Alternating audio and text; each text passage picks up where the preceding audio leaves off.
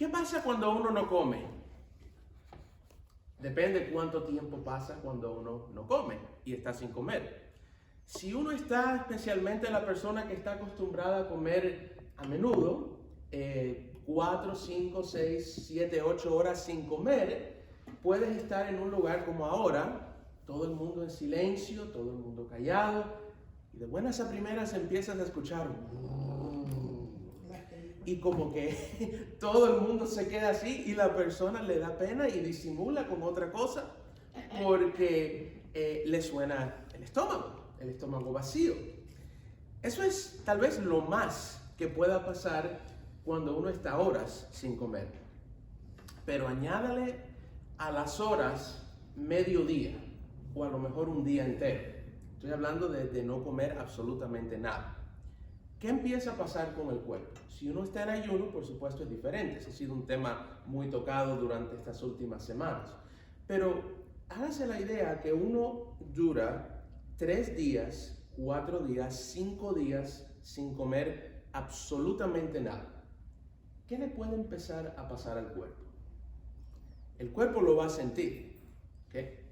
No somos Jesús de poder estar 40 días completamente en ayuno. El cuerpo necesita alimento. Como decía, punto y aparte del ayuno. Estoy hablando de no comer por otra razón, por cualquier razón que sea, salvo esa. Si uno no come, uno empieza tarde o temprano a debilitarse.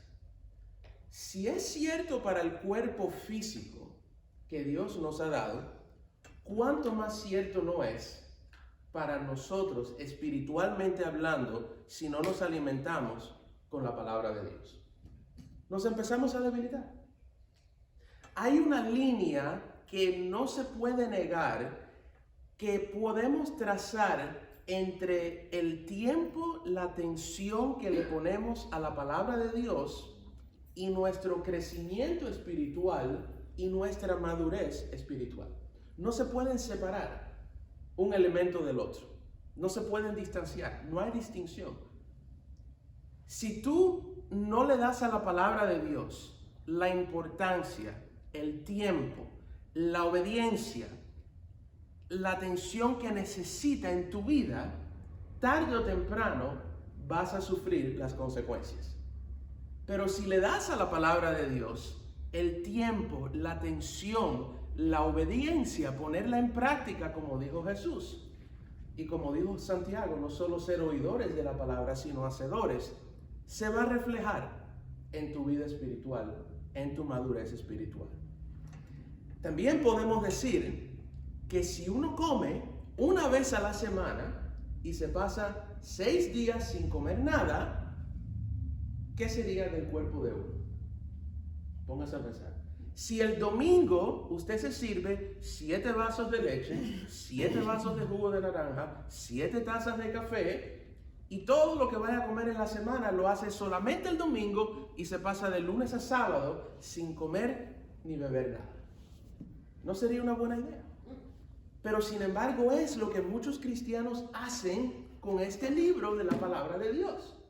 El domingo se llenan, se nutren por el mensaje de la pastora o de otra persona, pero de lunes a sábado, para abrir la Biblia le cuesta a uno trabajo. Uno no puede en un día ingerir el alimento que se supone que lo sostenga a uno durante toda una semana. De la misma manera, la palabra de Dios requiere constancia, requiere diariamente examinarla, reflexionar en ella, estudiarla y sobre todo ponerla en práctica. Así que gracias a Dios por este tiempo que estamos teniendo, que hemos tenido. Pero vamos a terminar hoy con este tema tan pero tan importante, la divinidad de Jesucristo. Lo dejamos para último, no necesariamente porque sea de todos el más importante, todos son importantes, todos los que hemos visto. Pero es el que más vamos a escudriñar, es el más amplio. Más versículos vamos a ver de este tema de lo que hemos visto de cada uno de los otros. Y los otros puntos, que son 3, están basados en la pregunta que le hizo Jesús a sus discípulos cuando estaban por la región de Cesarea de Filipos y la respuesta de Pedro.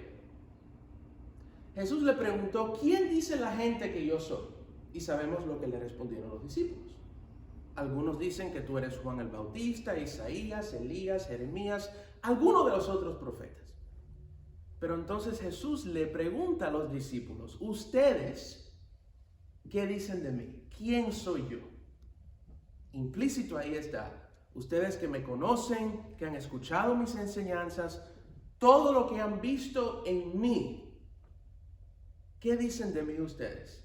Y Pedro respondió, tú eres el Cristo, que es el Mesías, el ungido de Dios, el escogido de Dios, el Hijo del Dios viviente. Y vimos que Jesús le responde, tú eres Pedro. Primero le dice, bienaventurado eres, Simón, hijo de Jonás, porque carne ni sangre no te ha revelado esto, sino mi Padre que está en los cielos. En otras palabras, es Dios quien convierte y es Dios quien enseña a una persona, y vamos a ver hoy, más adelante, que salvo el Espíritu Santo, una persona no se puede convertir. Uno no convence a otra persona que se convierta al cristianismo. Uno no obliga a una persona que se convierta al cristianismo. Uno siembra la semilla, confía que la palabra de Dios no vuelve a él vacía, como dice Isaías 55, 10 y 11, pero la obra de convicción en el corazón y de confesión de Cristo como Señor la hace el Espíritu Santo. Eso es lo que el Jesús le dijo a Pedro, diciendo que ni carne ni sangre le había revelado tal confesión, sino su Padre que está en los cielos. Le dice, tú eres Petros, el nombre de Pedro, piedra pequeña, pero sobre esta roca grande, de quien yo soy, de lo que tú has dicho de mí, sobre esa roca, Petra, diferente palabra griega, yo edificaré mi iglesia. Y las puertas del Hades no prevalecerán contra ella. Entonces, de esa respuesta de Pedro y la afirmación consecuente de Jesús, hemos tratado de dividir este estudio en 4 puntos principales. 4 cualidades de Jesús, características de Jesús, ¿okay? Puntos doctrinales, muchos sinónimos podemos usar. La eternidad de Jesús, queriendo decir que Jesús es eterno, eterno en el pasado y eterno en el futuro. Vimos los versículos bíblicos. Juan 17:5, Apocalipsis 1:8, Apocalipsis 22:13, cuando Jesús dice, yo soy el alfa y el omega, el principio y el fin, el que es, el que era y el que ha de venir. Jesús nunca tuvo comienzo en la carne, se hizo hombre, pero Jesús nunca existió o comenzó a existir en la eternidad pasada y nunca dejará de existir en la eternidad futura. Jesús es superior, fue el segundo punto. Superior a los ángeles, superior a Satanás y superior a los demonios. Jesús no es un ángel. Jesús no es, como alegan muchos, equivocados, confundidos. Jesús no es Miguel el arcángel. Que la Biblia diga que Jesús es el primogénito sobre toda la creación, no es que Él fue el primero en ser engendrado, sino es que Él es el que es preeminente sobre toda la creación. Porque la palabra primogénito también significa preeminencia, no solamente el primero en ser engendrado. Ese fue el segundo punto. El tercer punto, exclusividad de Jesús. Es decir, que ni todos los caminos llegan a Roma, como hemos dicho varias veces. Si los caminos no conducen a Roma todos, menos todavía los caminos espirituales conducen a Dios. El único mediador entre Dios y los hombres, dijo Pablo, 1 Timoteo 2, 4 y 5, Jesucristo. El único. Juan 14, 6, yo soy el camino, la verdad y la vida. Nadie viene al Padre sino por mí. Hechos 4, 12, no hay otro nombre bajo el cielo dado a los hombres en el que podamos ser salvos. Y Juan 3, 16 al 18. El que no cree ya es condenado porque no ha creído en el unigénito Hijo de Dios. Ahora, este tema, la divinidad de Jesucristo. Vamos a hacerlo de la siguiente manera. Primeramente que todo, vamos a ver algo de la importancia de este tema específicamente, este punto doctrinal, la divinidad de Jesús. ¿Por qué es tan importante que Jesús fuera Dios y que sea Dios? ¿Y por qué es tan importante no estar confundido en un tema? Vamos a llevarlo a la práctica, ¿ok? El aspecto académico, llenar nuestras mentes con el conocimiento de lo que dice la palabra de Dios.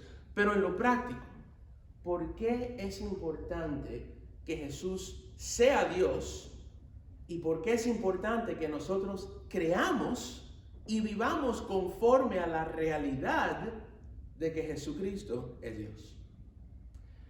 Primero, si Jesús no hubiera sido Dios, ninguno de los versículos que vamos a ver hoy tuvieran algún tipo de validez, tuvieran veracidad. Ninguno de ellos. Por un lado. Por otro lado, en la cruz, cuando Jesús dijo tetelestai, consumado es, ¿qué hubiera significado? Nada. No tenía poder. No tenía poder. La muerte de un mero hombre. La muerte del gran maestro, el mejor maestro que ha vivido en la historia del mundo. El hombre más, por carencia de otra palabra, filantrópico que pudiéramos imaginarnos. El ejemplo perfecto de un ser humano. Dio su vida en la cruz como mártir, como héroe, y nos ha dejado su legado, su historia, pero punto. Cuando Jesús dijo consumado es el pecado se ha expiado. Propiciación al Padre, satisfaciendo los requerimientos de un Dios infinitamente santo, porque Dios es amor. Pero dice Hebreos 12:29 que Dios también es fuego consumidor. Es justo. Y es justo. Entonces había que satisfacer los requerimientos en contra del pecado de un Dios infinitamente santo, como cantamos en el himno, Santo, Santo, Santo. Y eso lo hizo Jesús. Por medio de él somos justificados. Segunda de Corintios 5:21. El que no cometió pecado se hizo pecado para que nosotros fuéramos hechos justicia de Dios en él. Una transacción. Nuestro pecado cayó sobre Jesús y su justicia cae sobre nosotros. Resultado, la justificación. Nada de eso hubiera sido posible si no hubiera sido porque Jesús fue Dios y es Dios. No tuviéramos domingo de resurrección, ¿ok? No pudiéramos celebrar domingo de resurrección. Es más, de cierta manera no hubiéramos podido recordar y celebrar en cierto sentido ni el Viernes Santo, porque Jesús hubiera muerto en la cruz. Pero nosotros el Viernes Santo no solamente recordamos su muerte, pero el significado de su muerte. Su muerte no hubiera tenido más significado que una víctima en manos de Poncio Pilato que hizo el bien a todo el mundo. Pero ahí se acabó la historia. Entonces, este tema es de suprema importancia. Y llevándolo a la práctica, si Jesús es Dios, ¿qué debe reflejar en tu manera de vivir y en la mía? Obediencia total, sumisión a Él. Que cuando digamos Señor, Señor, esté respaldado nuestra confesión con un fruto bueno, digno del Señor. Una vida consagrada a Él. Que estemos dispuestos a hacer como dijo en Lucas 9:23, aquel que quiere venir en pos de mí debe tomar su cruz diariamente, pero antes de eso, negarse a sí mismo, tomar su cruz diariamente y seguirme. Una vida que sea característica de lo que dijo el apóstol Pablo en Romanos 14, 8 y 9. Si vivimos, para el Señor vivimos. Si morimos, para el Señor morimos. De tal manera que sea que vivamos o muramos, somos del Señor. Entonces, si creemos que Jesucristo es Dios, Él es Dios, Él es Salvador y Él es Señor. Y si Él es Señor de mi vida, yo soy su siervo y debo de hacer con gozo lo que Él pide de mí. Entonces no es solo académico, no es solo algo teológico, es que la teología se lleva a la práctica. Y es uno de los temas que más Satanás trata de confundir a la gente. Porque sabe que si la gente no está clara en la divinidad de Jesucristo, ni en lo que creen, ni en lo que hacen, tiene ventaja, gran ventaja sobre esa persona. Por eso el tema ha sido atacado muchísimas veces. Yo mencioné la semana pasada el Código Da Vinci en el año 2005, finales del 2004-2005. Si recuerdan, en el 2004, creo que fue un miércoles de ceniza, en febrero 24-25, salió la película de la Pasión de Cristo. Y consecuentemente, meses después, sale el Código Da Vinci, escrito por Dan Brown. Y una de las cosas que supuestamente alega el Código Da Vinci, la novela, el libro, la película, son herejías, por supuesto. Que Jesús estaba casado con María Magdalena, que Jesús no era Dios, que la Trinidad no existe. Y muchas personas vieron esa película y tal vez hasta algunos cristianos salieron con dudas, no negando su fe en el Señor, pero tal vez con dudas, como uno pudiera salir después de haber conversado o con un mormón o con un testigo de Jehová que esté tan bien preparado en su doctrina errónea que lo haga uno pensar innecesariamente y dudar su propia fe, si uno no está firme en lo que uno cree. Junto con eso, podemos hablar de muchos herejes a través de la historia. Arrio, estamos hablando de la historia del cristianismo muy atrás, ¿ok? Primer, segundo siglo. Estamos hablando también de, por ejemplo, el gnosticismo. Ya ese sería otro tema. Pero estamos hablando de ideas, de filosofías que van en contra de la esencia de que Jesús es Dios. Porque el gnosticismo bien decía que lo espiritual, lo material, eran cosas completamente separadas. Si Jesús hubiera sido Dios, no pudo haber venido en la carne. Y si Jesús hubiera sido humano, no hubiera podido ser Dios a la misma vez. Pero la Biblia afirma las dos cosas. 100% Dios, 100% hombre. Entonces, este tema ha sido uno de los más atacados a través de la historia. ¿Ok? No solamente en cuanto a confundir a las personas, pero Satanás ha tratado de hacer todo lo posible y trató de hacer todo lo posible para que el Hijo de Dios no viniera a este mundo. ¿Cómo lo hizo? Lo hizo de muchas maneras.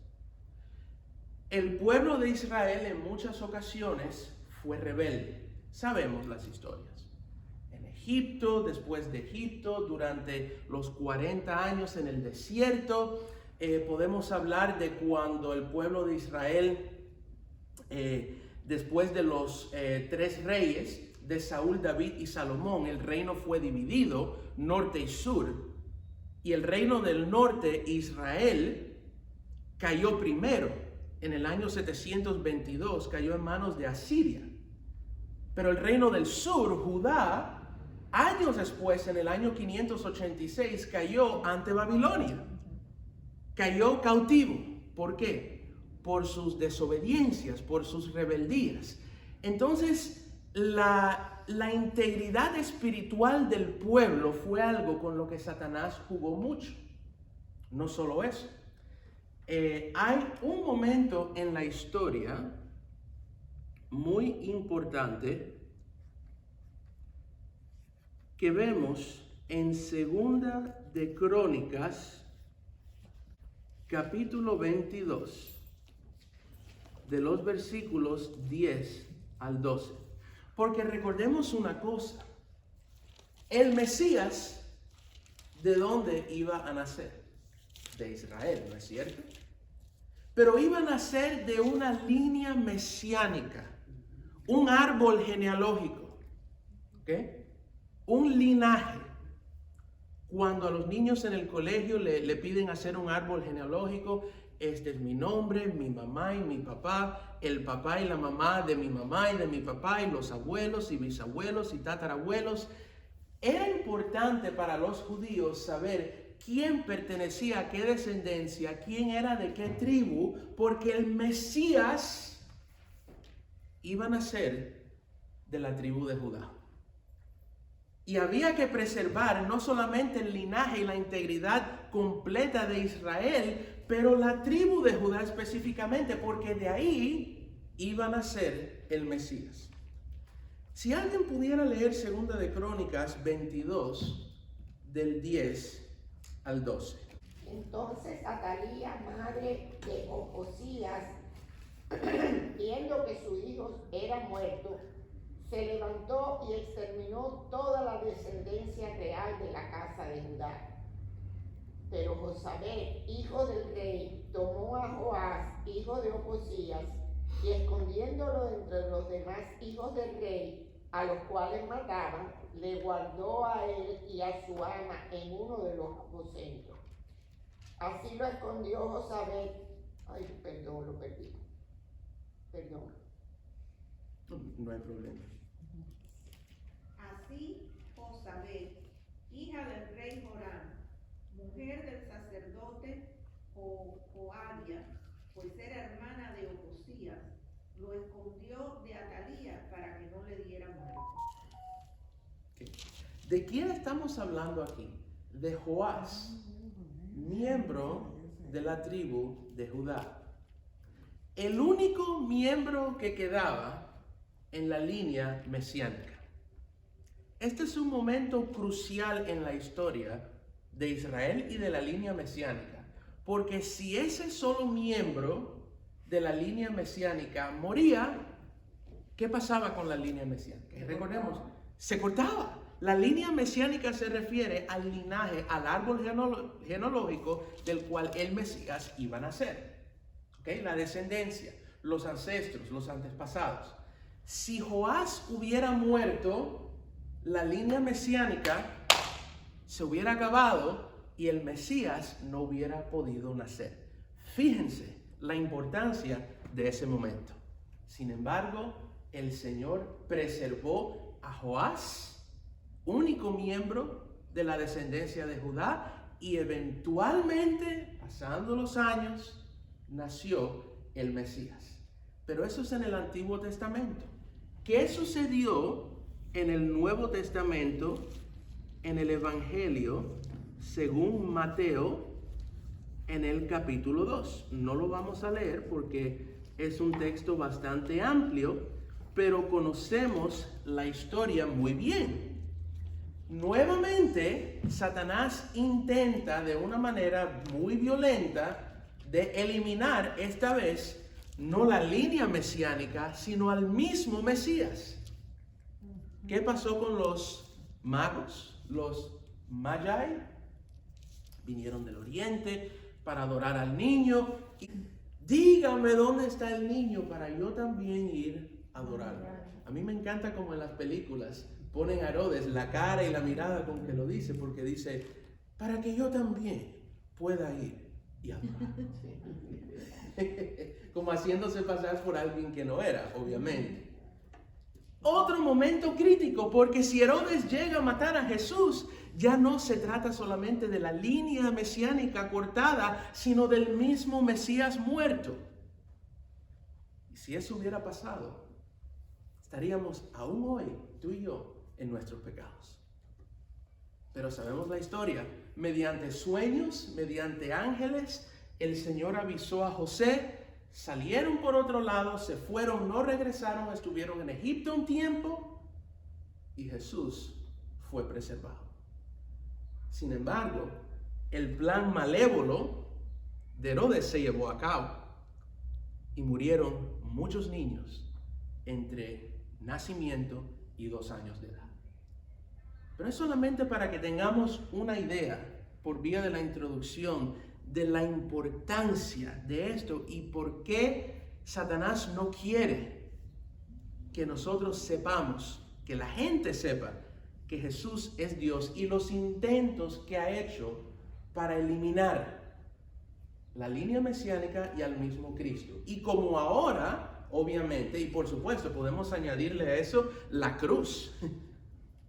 La cruz fue el atentado, por no decirle otra cosa, máximo. El intento máximo de Satanás para destruir al Mesías. No pudo cortar su línea mesiánica, no lo pudo acabar cuando tenía 2 años. En la cruz pensó que lo iba a exterminar. Pero, ¿qué vimos la semana pasada de Hebreos 2:14? Por medio de la muerte, por medio de lo mismo que Satanás pensaba que iba a usar para acabar con el Mesías, resultó en la condenación propia del mismo Satanás, por la muerte del Rey de Reyes y Señor de Señores y su consecuente resurrección. Entonces, sus intentos no fueron productivos. Y hoy en día lo que hace Satanás es tratar de confundir a las personas. Entonces vamos a ver qué dice la palabra de Dios en cuanto a este tema. ¿Qué dice la Biblia en cuanto a la divinidad de Jesucristo? Primeramente, vamos a ver el testimonio de 4 testigos. Primer testigo que vamos a ver, Dios Padre. ¿Y qué dice Dios Padre acerca de la divinidad de su propio Hijo? Y en esta esquinita aquí vamos a tener un espacio para ver algunas palabras griegas. Vamos a llamarle a esta esquina el diccionario griego. ¿Por qué nos referimos al griego muchas veces? Por la simple razón que el Nuevo Testamento fue escrito en el idioma griego. En el griego koiné o griego común. Un griego que no es necesariamente el que se usa ahora, aunque hay muchas palabras que tal vez pudiéramos reconocer. Y hay algunas palabras que valen la pena ver en el idioma griego su significado. ¿Okay? Y muchas de ellas son parecidas a las que nosotros usamos. Por ejemplo, corazón en griego, ¿saben cómo es? Cardía. ¿Y de qué viene cardía? ¿O cuáles palabras vienen de cardía? Cardiovascular, etcétera, etcétera. Sofía, filosofía. Sofía es sabiduría. Filo viene de fileo, amor a la sabiduría. Así que si conoce a alguien que se llame Sofía, es que la persona es muy sabia, porque el nombre Sofía literalmente quiere decir sabiduría. Vamos a ver lo que dijo Dios el Padre en cuanto a su Hijo y la divinidad de su Hijo en Hebreos 1:8.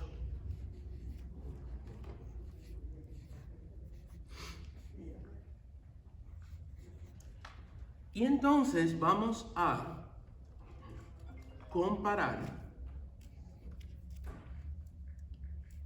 lo que dijo en Hebreos 1:6 con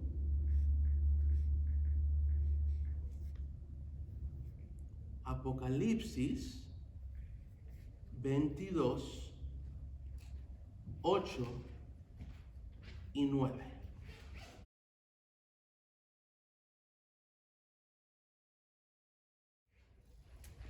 Primero, Hebreos 1:8. Recordemos que este es el mismo Dios Padre hablando. ¿Ok? Uno dice, bueno, ¿es más importante lo que dice Hebreos 1:8 que cualquier otra afirmación en toda la Biblia? En un sentido no, porque toda la escritura es inspirada por Dios. ¿No es eso lo que dice 2 de Timoteo 3:16? Toda la escritura, sabemos desde Génesis 1 hasta Apocalipsis 22, fue inspirada por Dios. Entonces, cualquier afirmación que haya en toda la Biblia en cuanto a la divinidad de Jesús es producto de Dios y del Espíritu Santo. Pero específicamente, Hebreos 1:8 nos dice lo siguiente. Tremenda afirmación de parte de Dios Padre. Mas del Hijo dice, tu trono, oh Dios, por el siglo del siglo, cetro de equidad es el cetro de tu reino. Noten que este es el Padre hablando del Hijo. ¿Ok? El Padre habla del Hijo en términos de realeza, en términos de rey. Habla del cetro del Hijo, del trono del Hijo. Pero ¿cómo comienza hablando el Padre? Tu trono, oh Dios. Fíjense en ese detalle. No es un versículo mucho visto. Pero fíjense en la importancia, el significado de ese detalle. ¿Qué le está diciendo y atribuyendo el Padre al Hijo? Su divinidad. Si Jesús no fuera Dios, el Padre está diciendo mentira. Y eso sería una blasfemia, pensar semejante cosa, ¿no es cierto? Lo que dice Dios es cierto, 100% cierto. Y si el Padre le está diciendo al Hijo Dios, ya no necesitamos más aclaraciones, ni necesitamos más respaldo bíblico. Con eso ya es suficiente. Pero vamos a seguir. Vamos a comparar Hebreos 1:6 con Apocalipsis 22, 8 y 9. 2 versículos antes. Hebreos 1:6. Dice, y otra vez cuando introduce al primogénito en el mundo, dice, adórenle todos los ángeles de Dios. ¿Ok? Sigan la línea de esta comparación entre Hebreos y Apocalipsis. ¿Qué dice el Señor a los ángeles? Que adoren al Hijo. ¿No es lo que vimos? Ahora, vayamos a Apocalipsis 22, 8 y 9. Último capítulo en toda la Biblia. 1189 capítulos. Y este es el último. Apocalipsis 22, 8 y 9. Yo, Juan el apóstol, el escritor del libro de Apocalipsis, soy el que oyó y vio estas cosas. Y después que las hube oído y visto, me postré para adorar a los pies del ángel que me mostraba estas cosas. Vamos a hacer ahí una pequeña pausa. En Hebreos 1:6, Dios el Padre manda a los ángeles que adoren al Hijo. ¿Ok? Pero en este pasaje, Juan, conmovido con gran emoción, se postra delante del ángel para adorar. Hay algo ahí que no está bien, ¿verdad? Los ángeles han de adorar a Jesús, dice Hebreos 1:6. Pero aquí Juan se postra delante del ángel para adorarlo. ¿Qué le responde el ángel? Versículo 9. Pero él me dijo, mira, no lo hagas, porque yo soy consiervo tuyo, de tus hermanos los profetas, y de los que guardan las palabras de este libro. ¿Y cómo concluye el versículo? Adora a Dios. Okay. Sígame. Si Jesús fuera un ángel, no era digno de ser adorado. Porque en Hebreos 1:6 Dios manda a los ángeles que adoren al Hijo. Y este ángel le está diciendo a Juan, no me adores a mí. Si Jesús fuera un ángel, no era digno de recibir adoración. Mas, si el ángel le dice a Juan, no me adores a mí, adora a Dios. ¿Qué quiere decir eso? Que el único digno de recibir adoración, ¿quién es? Dios, ¿no es cierto? Y en Hebreos 1:6, Dios manda que los ángeles adoren a Cristo, y Dios es el único digno de adoración. Cristo y Dios, Padre, son uno. Y los dos, junto con el Espíritu Santo, parte de la Santísima Trinidad, son dignos de ser adorados. ¿Ven? Muy importante la comparación entre estos dos pasajes. Ahora, número 2. Vamos a ver el testimonio de Dios Espíritu Santo.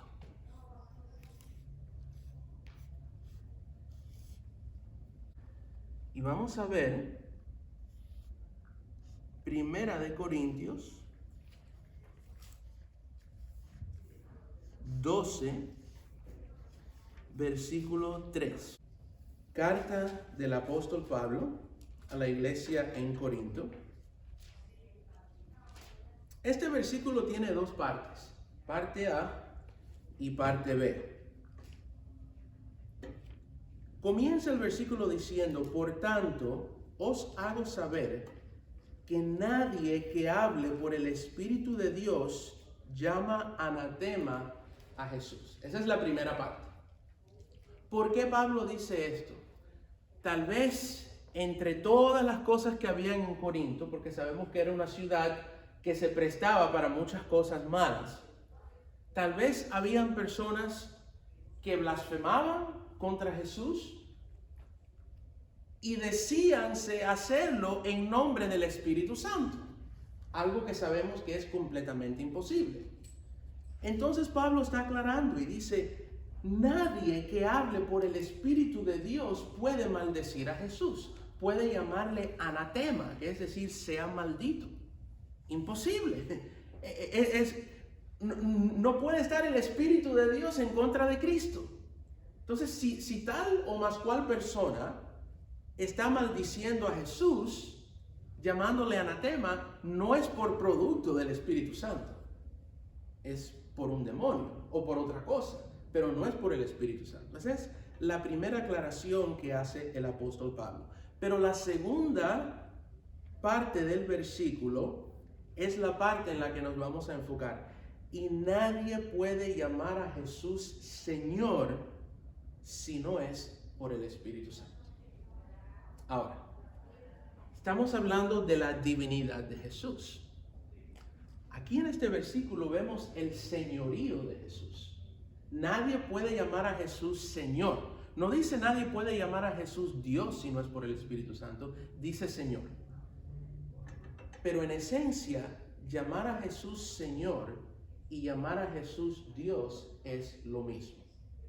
Por un lado, Juan 20:28, cuando Tomás ve al Cristo resucitado delante de él y puede confirmar con sus manos las heridas del Señor, dice, mi Señor y mi Dios. Los dos atributos. Pero vamos a tomar ventaja de esta esquinita, el diccionario griego, por unos momentos. La palabra Señor en griego que vemos en este versículo es la palabra kurios en griego. Recuerden que el griego es del Nuevo Testamento y el hebreo y el arameo es del Antiguo Testamento. ¿Okay? A veces es difícil encontrar un sinónimo perfecto entre dos idiomas. Piense en el griego y en el español. Por ejemplo, la palabra amor. Uno en español dice amor y para describir el amor tiene que poner un adjetivo de algún tipo. Pero en griego hay palabras solas que describen diferentes tipos de amor sin necesidad de ningún adjetivo. Eros, fileo, agape y storge. 4 palabras griegas. Cada uno es un amor diferente. ¿Okay? Entonces, es difícil a veces buscar un sinónimo perfecto entre un idioma y el otro. Pero en el griego sabemos que la palabra que vemos en ese versículo es kurios. Y si fuéramos a buscar en el Antiguo Testamento, en hebreo, recuerden, diferente idioma, un sinónimo lo más parecido posible, podemos encontrar la palabra Adonai. ¿Conocen Adonai? ¿Sí? De ahí viene la palabra Jehová. ¿Ok? Ese es otro tema completamente diferente. Pero las 4 consonantes Y, H, W, H, poniéndole entre cada consonante las vocales de Adonai, viene Jehová, de donde sale Jehová y Jehová. Adonai en el Antiguo Testamento se usaba para referirse a Dios el Padre. Y si kurios del Nuevo Testamento en el griego es sinónimo con Adonai en el Antiguo Testamento, ¿cuál es el resultado? Que el kurios del Nuevo Testamento, que es Jesús, es igual al Adonai del Antiguo Testamento, que es Dios el Padre. Uno y el mismo. Consecuentemente, llamar a Jesús Señor es igual que llamarlo Dios. Uno habla más específicamente sobre su divinidad, el otro habla más específicamente sobre su señorío, pero los dos son términos sinónimos intercambiables. Por lo tanto, el Espíritu Santo también da testimonio de que Jesús es Dios. Vamos a ver ahora el testimonio de los apóstoles.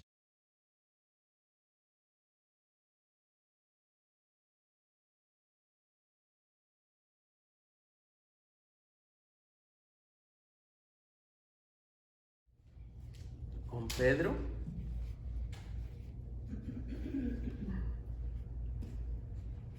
después Juan, después Tomás y finalmente el apóstol Pablo. ¿Qué dijeron estos apóstoles en cuanto a la divinidad de Jesús? Para Pedro vamos a buscar 2 de Pedro, capítulo 1, versículo 1. Para Juan vamos a buscar el primer versículo del Evangelio de Juan, Juan 1:1. Para Tomás vamos a buscar Juan 20:28.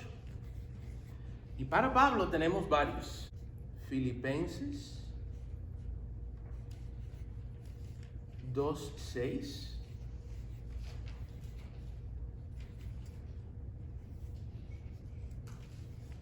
Tenemos Romanos 9:5.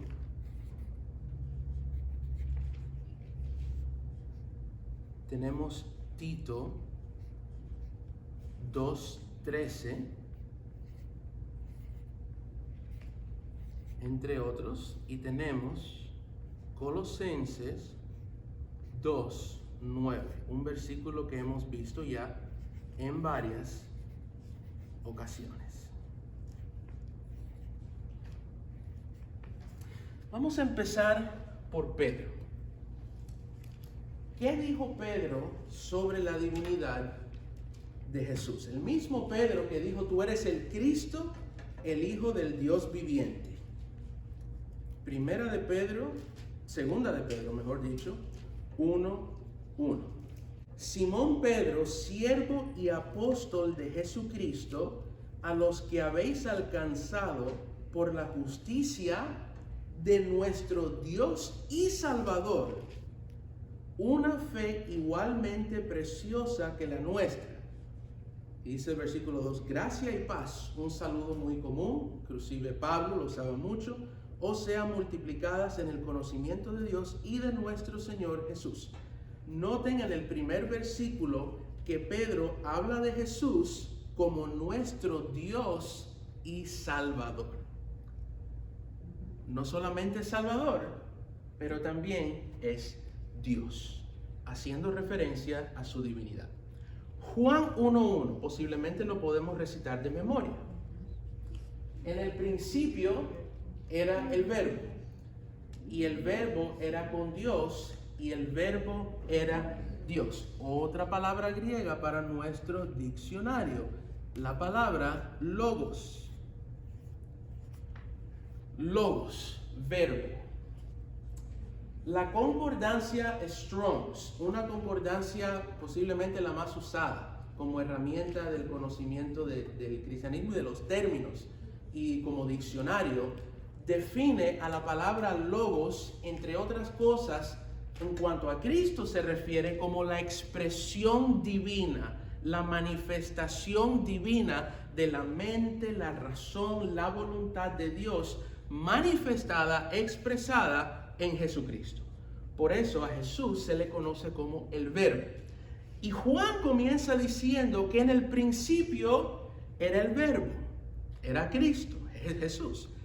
Él era con Dios y el Verbo era Dios. Segundo apóstol, cuyo testimonio nos afirma la divinidad de Jesús. Número 3, Tomás. También hemos hablado sobre la confesión de Tomás. Cuando Tomás dijo, no voy a creer a no ser que yo pueda ver y pueda tocar sus heridas con mis ojos, mis manos, poder comprobar en persona que Cristo ha resucitado. Se le aparece Jesús y que dice Tomás en Juan 20:28, mi Señor, Kurios, y mi Dios, Theos. Otra palabra griega. Si Tomás hubiera estado equivocado en cuanto a la divinidad de Jesús, ¿no lo hubiera corregido Jesús? No lo hubiera dicho, pero Tomás, yo soy Salvador, yo soy Señor, pero no soy Dios. Atribúyale al Padre. Eso fue lo que hizo el ángel en Apocalipsis 22 cuando Juan se postró a sus pies. ¿Qué le dijo el ángel a Juan? No hagas eso, yo soy consiervo tuyo, adora a Dios. Pero ¿qué fue lo que le dijo Jesús a Tomás? Porque has visto, has creído. Bienaventurados son aquellos como nosotros que sin ver hemos creído. Jesús afirmó por medio de su silencio, sin corregir a Tomás, que lo que Tomás estaba diciendo era cierto y era veraz. Pablo, Filipenses 2:6, Romanos 9:5, Tito 2:13, Colosenses 2:9. Vamos a empezar por el final. Colosenses 2:9. En él habita corporalmente, es decir, físicamente, toda la plenitud de la deidad. Hermanos, más claro no puede estar. Ahí está la divinidad de Jesús y la humanidad de Jesús. Corporalmente, físicamente habita toda la plenitud. No parte de la plenitud ni la mayoría, toda la plenitud de la divinidad. Tal vez no hay otro versículo en el Nuevo Testamento que refute más el pensamiento, la filosofía gnóstica que ese, que nos afirma que Jesús fue hombre y fue Dios a la misma vez. Tito 2:13. Aguardando la esperanza bienaventurada y la manifestación gloriosa de nuestro gran Dios y Salvador, Jesucristo. Gran Dios y Salvador. Romanos 9:5.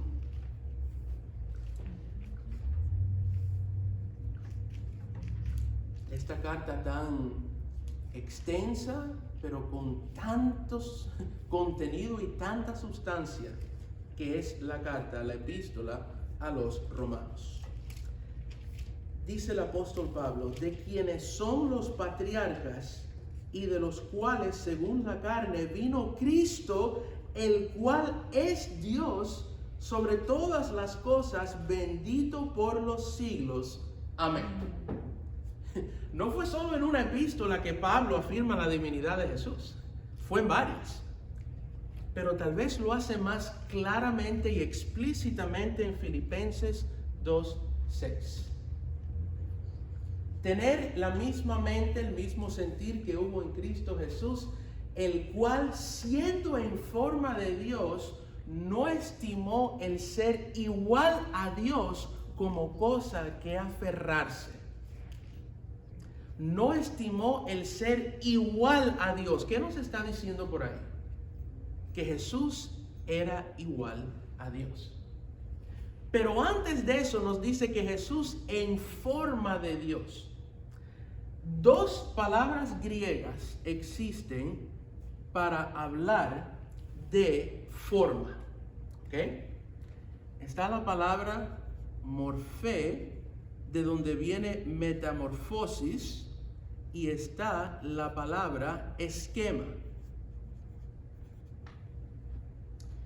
La palabra esquema se refiere a forma exterior de algo, mientras que morfé se refiere a la forma interior, es decir, la naturaleza, la esencia de algo.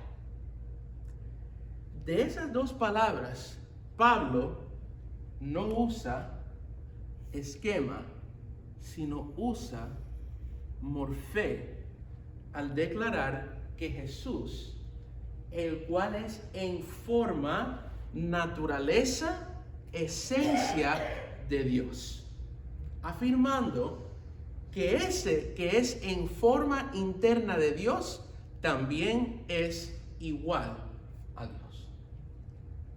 ¿Hay alguna duda, hermanos, de que la Biblia es clara y explícita en cuanto a la divinidad de Jesús? Pero falta un testimonio más. Y algunos de estos versículos pueden verlo en sus casas. ¿Saben quién es el último testigo? No se lo imaginan. ¿Quién falta ahí? ¿El Padre, el Espíritu Santo, los apóstoles? ¿Quién falta? El mismo Jesús. El mismo Jesús. ¿Qué dijo Jesús acerca de sí mismo? Vamos a empezar buscando Juan 5:23, Juan 8:58, Juan 10:30, Juan 14:7-9, y entonces vamos a ver Mateo 5:21-22, 27-28,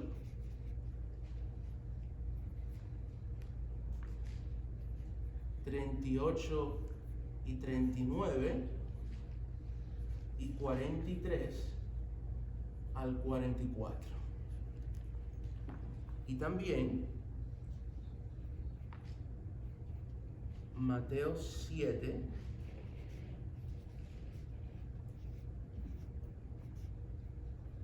del 24 al 29. La conclusión del sermón del monte.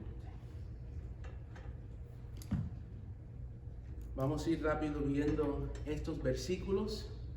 Cada uno de estos testigos, hermanos, es importante. Y como decía, en un sentido, toda la escritura es inspirada por Dios. Así que lo que encontramos en un texto, encontramos en otro, todo es parte de lo que dice Dios acerca de Jesús. Pero específicamente Jesús fue claro en cuanto a sí mismo. Juan 5:23. es necesario que honren al Hijo igual que al Padre. Porque el que no honra al Hijo, no honra al Padre quien lo envió.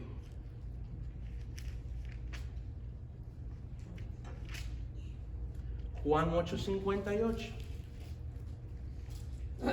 Cuando Jesús dijo que él había visto a Abraham, y sus opositores le dijeron, pero tú ni tienes 50 años y dices que has visto a Abraham, ¿qué le dijo Jesús?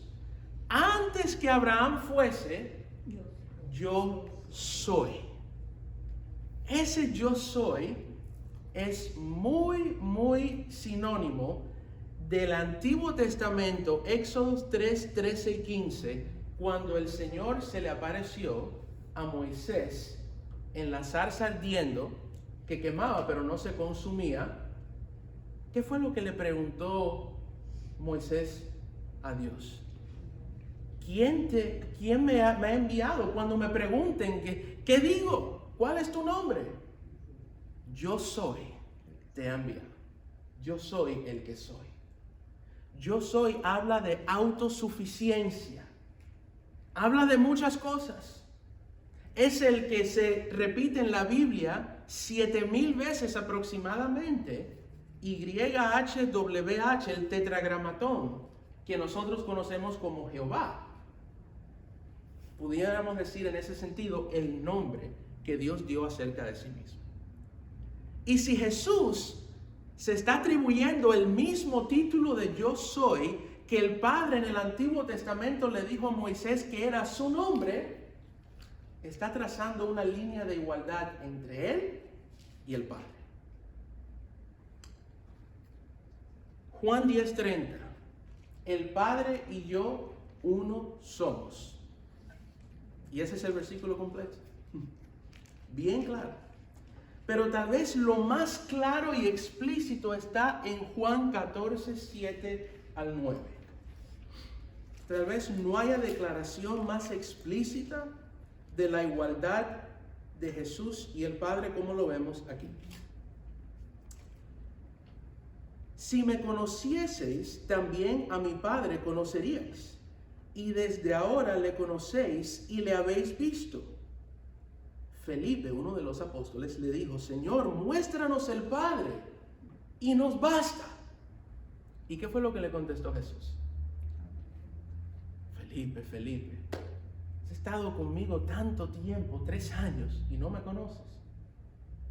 Yo estoy en el Padre y el Padre está en mí, pero más que eso, el que me ha visto a mí, ¿qué dijo? Ha visto al Padre. Hermanos, qué mayor afirmación de la divinidad de Jesús que esa. El mismo Hijo le dice a su apóstol, si me has visto a mí, yo soy el Logos de Dios, la expresión divina. Si me has visto a mí, has visto al Padre. Esas son las declaraciones explícitas de Jesús hablando de sí mismo como Dios. Estas no las tenemos que buscar, pero son más implícitas en el sentido que Jesús abiertamente no dice en esos últimos textos, yo soy igual al Padre. Más bien lo que hace, ambas son del Sermón del Monte. Todas estas citas en el capítulo 5 es cuando Jesús dice, oísteis que fue dicho, no cometerás adulterio, no matarás, mas yo os digo. Por medio de esa declaración, Jesús estaba indirectamente, implícitamente, declarando su igualdad con el Padre, porque ¿qué profeta del Antiguo Testamento hubiera tenido el valor o la autoridad para decir, oyeron que se dijo, pero yo ahora digo? Y no era que Jesús estaba anulando, cancelando lo que se dijo en el Antiguo Testamento. Es que él estaba dando la explicación profunda y completa que no se vio en el Antiguo Testamento. Pero al Jesús hablar con esa autoridad, se estaba indirectamente, implícitamente poniendo a la misma altura que aquel que dio la ley, Dios el Padre. Y finalizando, Mateo 7, 24 y 29, cuando Jesús dice, todo aquel que oye mis palabras y las hace es como el hombre que edifica su casa sobre la roca. Y el hombre que escucha mis palabras y no las hace es como aquel que edificó su casa sobre la arena.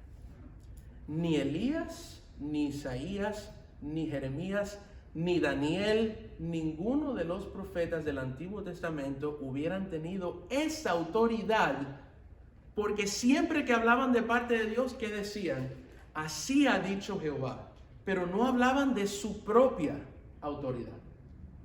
Al Jesucristo hacerlo, de nuevo, se estaba poniendo a la misma altura que Dios el Padre. Y ahí está, hermanos. Con eso concluimos. Tenemos el testimonio del Padre, del Espíritu Santo, los apóstoles y el mismo Jesús, no dejándonos duda ninguna de la divinidad de nuestro Señor Jesucristo.